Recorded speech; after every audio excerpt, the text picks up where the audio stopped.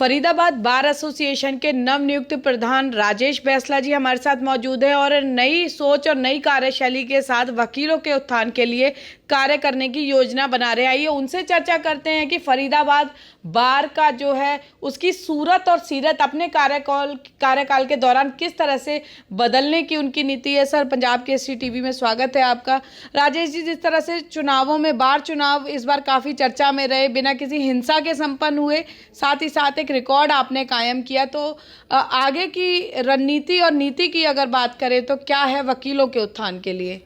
नमस्कार जी, पूजा जी, जैसा कि आपने बताया कि हमारे फरीदाबाद बार के चुनाव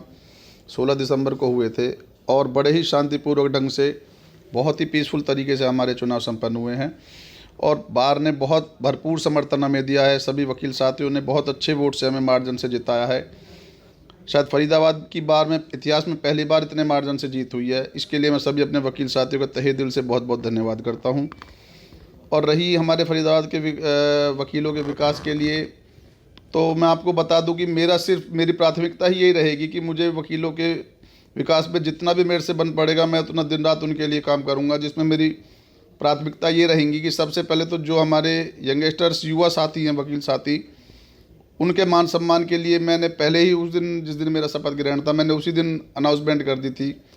कि अपने जुडिशरी से, पुलिस प्रशासन से, कि मेरे अब सभी से हाथ जोड़ के ये निवेदन है कि मेरे किसी वकील साथी के मान सम्मान में कहीं कोई कमी ना आ जाए, ये मैं बिल्कुल बर्दाश्त नहीं करूँगा। और दूसरी बात ये रही कि अपने वकील साथियों के लिए समय समय पर बार रूम में सेमिनार्स की व्यवस्था, अपने सीनियर्स को बुला के या फिर अपने जुडिशरी में हमारे जुडिशल ऑफिसर्स हैं उनको बुलाकर सेमिनार्स की, उनसे हमारे जूनियर्स हैं उनको समय समय पर उनको सेमिनार लगा के उनको अवगत करा जाए, कानूनी सलाह दी जाए, एक्सपीरियंस दिया जाए और जो भी उनके लिए जो भी बेस्ट हो सकेगा वो सारी योजनाएं मैं लेके आऊँगा। और उनके बैठने के लिए हमारे नए वकील, हर साल हमारे फरीदाबाद बार में 300 से 250-300 वकील नए आते हैं। हमारी लिमिटेड सीटें हैं, तो उसके लिए मेरी प्राथमिकता ये है कि हमारे पास बाहर ज़मीन पड़ी है, उसके लिए मैं एक बार जो हमारे सीनियर से जो पहले प्रधान रह चुके हैं उनसे सलाह करके सभी वकील साथियों के लिए जिनके पास बैठने के लिए सीटें नहीं है उनके लिए सीटों की व्यवस्था करूंगा। और हमारे चैम्बर्स, बहुत से हमारे युवा साथी हैं जिनके पास चैम्बर्स की सुविधा नहीं है, दूर दराज से अपने गाँव से आते हैं, उनके पास बैठने के लिए जगह नहीं है, उनके लिए चैम्बर्स की भी मैं, हमारा टर्नओवर देखो 1 साल का होता है जी,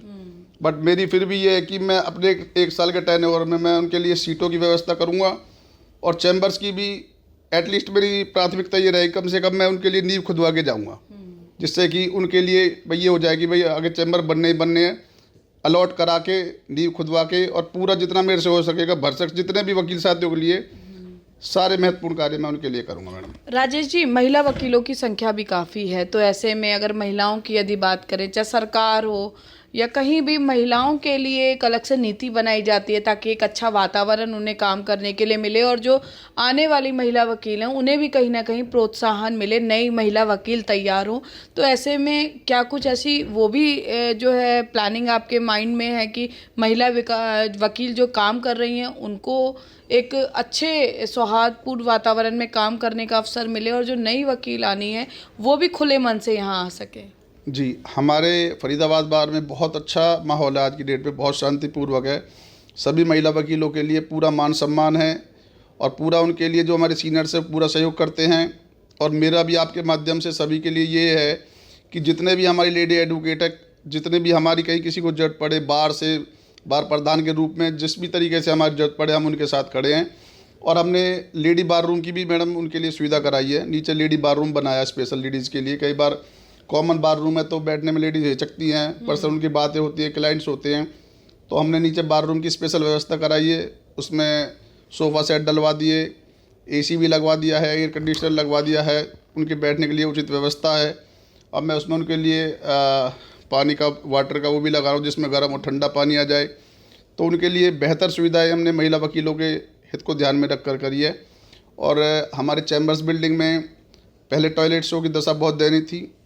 अब हमने वो अभी भी ठीक कराई है और कुछ एक टॉयलेट्स हमारे रह गए हैं, उनको भी मैं हफ्ते 10 दिन में उनका भी रेनोवेशन का काम जल्दी ही चालू करा देंगे। सर कई लोग ऐसे आते हैं, ज़रूरतमंद होते हैं, जो आर्थिक स्थिति इतनी ख़राब होती है कि वो वकीलों की फ़ीस जो है अदा करने में असक्षम रहते हैं। तो क्या बार के दरवाजे उनके लिए भी खुले रहेंगे और कैसे जो है बार से वो लाभान्वित हो सकते हैं? जी,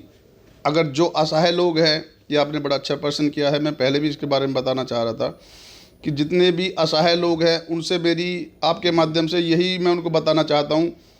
कि जितने भी असहाय लोग फरीदाबाद में कोई भी किसी भी कम्युनिटी से कहीं भी बिलोंग करता है, मैं उनके लिए हमेशा फ्री ऑफ कॉस्ट वकील के रूप में, बार प्रधान के रूप में, जैसी भी मेरे से मानवता के हिसाब से जो भी उनकी सेवा हो सकेगी, मैं उसके लिए हमेशा तत्पर रहूँगा।